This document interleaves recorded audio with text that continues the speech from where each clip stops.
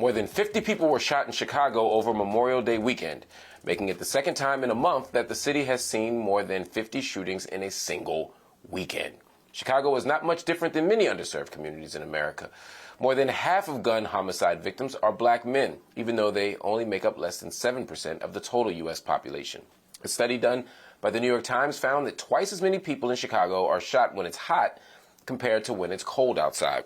With summer being just around the corner, a child's concern is not what ice cream flavor to get, but rather the potential violence that seems to loom over them. Here to help me unpack all of this is the Trauma Outreach Manager at Temple University Hospital, Scott Charles. Scott, good to see you again. Thanks so much for joining me. I've heard you say before, and all the studies seem to support this argument, that the summer inevitably brings more violence. The question for me, though, is why? First of all, thanks for having me, Mark. It's something that we've been trying to sort out for years now, and there's differing viewpoints on this topic. I think one of the most obvious reasons that we see violence increase in the summer is just opportunity. You have more people who are outside enjoying the nice weather. In many cases, it comes down to the fact of poverty and the fact that many people don't have, indoor air conditioning or central air. So they go outside for relief. And when you live in communities where there's gun violence and there's retaliatory violence, it means that you're exposed to the bullets that are flying in those communities. And far too often, the victims of the shootings during the summertime aren't even the intended targets, which really makes it a challenging issue. That's an important point you raise. I think sometimes when people hear about Chicago or Philadelphia or these other cities where we see high levels of violence, they can dismiss it as deserving victims almost. Like these people pull out their guns and they shoot each other. What happens, happens.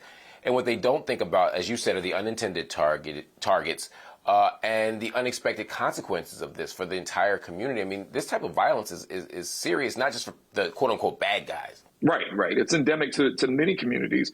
And what you end up seeing is that regardless of whether we're talking about Philadelphia, Chicago, St. Louis, the reality is that a very small fraction of the individuals in those communities are pulling the trigger.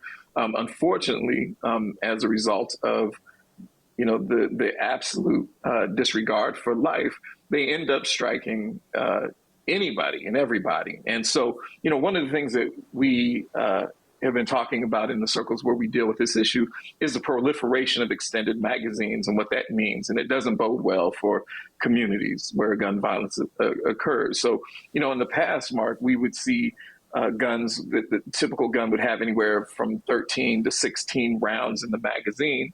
And now the standard for young people that are carrying guns out there is to have a magazine with, that is an extended magazine that holds 30 bullets.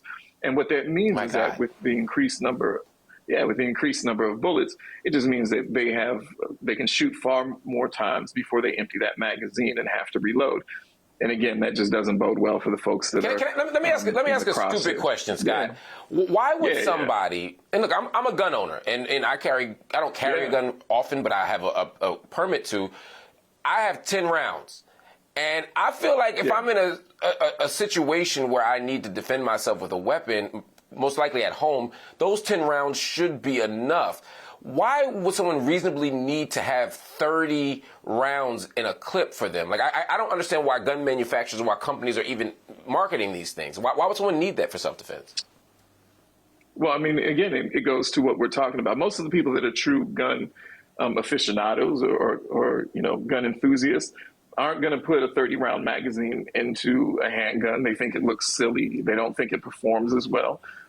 So this is really a device. It's really an instrument that is marketed to those folks that are really shooting up blocks. And back in the day, we would call it spray and pray, where you're not really intending to target any specific individual with the hopes of being a sharpshooter, but you're simply spraying up the block. And one of the reasons that you're doing that is that many of the folks that are on that block also have guns, and they have guns with 30 rounds, and they're going to be throwing 30 back at you. So, the idea is to have as much artillery as you can, as much ammunition as you can when you engage in this kind of behavior. And it's terrible. And to your point, The folks that are producing these devices don't live in the neighborhoods where these devices are being utilized. And, again, if they did, I suspect that they probably wouldn't be selling them in the way that they are. Absolutely. It's something that we should be thinking about as an audience, right? Is, these gun manufacturers, Right. They're not selling them for noble purposes. They know where these guns are being used. They know who's buying 30-round extendo clips. They know why they're being purchased. And it's happening in our community. But I want to ask you about another thing that's happening in communities. I'm looking at a place like Chicago, for example. 500 anti-gun violence workers are in the streets of 14 neighborhoods on Memorial Day weekend. Again, 500 anti-gun workers over 14 neighborhoods, and still 50 people were shot. I'm of the belief that anti-gun violence workers matter, right? That they're not ineffectual or ineffective. But why are we seeing such violence despite so many boots on the ground? I'm a huge supporter of the violence interrupters. I think that they've shown their effectiveness in various parts of the community, but I also don't think it's a one-size-fits-all type of thing. And I think that as time goes on, we're going to have to be more creative and come up with more solutions. A lot of times these issues are intractable, and the idea of just merely being present or talking isn't enough. We're talking about folks who have historically been disenfranchised, who feel incredibly desperate.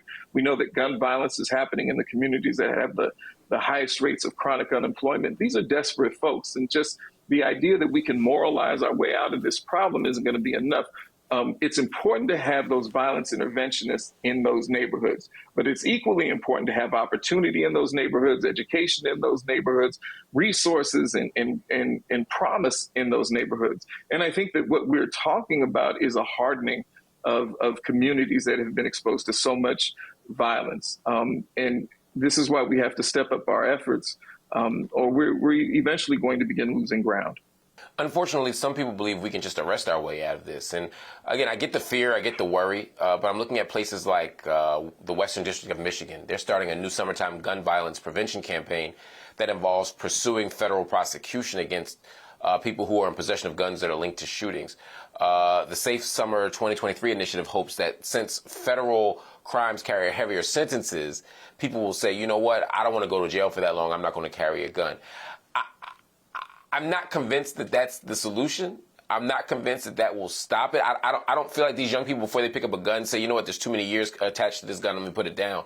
Am I missing something here?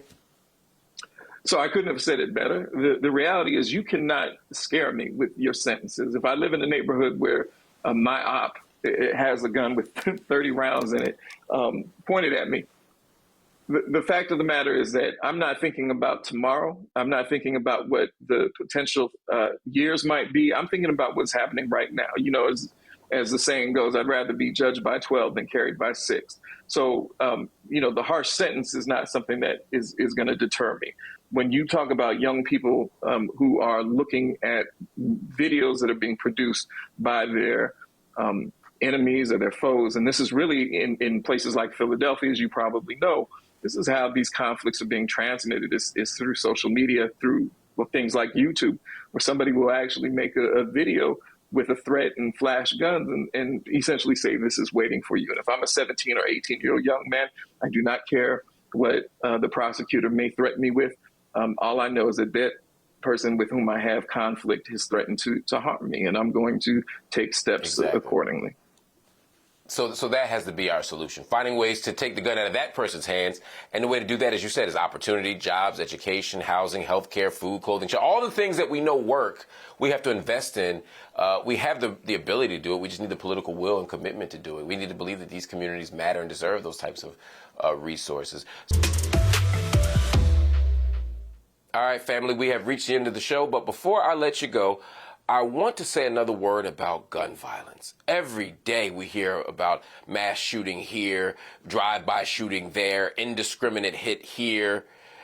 It's enough to know that we can fix this problem. It's enough to know that we have the resources. If we take that information and do something with it, we can actually stop gun violence. We know what works. We know sensible gun legislation works. We know taking the guns out of the hands of criminals works. We know that having better background checks and stopping straw purchases works. We know that if we don't just stop guns from being easily obtained in a state like California, but we also have to stop them in the next state over, like Nevada, we know that when we do that, it works. We know that young people are less likely to kill each other when they have jobs, when they have after-school programs, when they have mentoring opportunities, when they have sports, when they have dance and other arts. When they have these things, they're less likely to kill each other.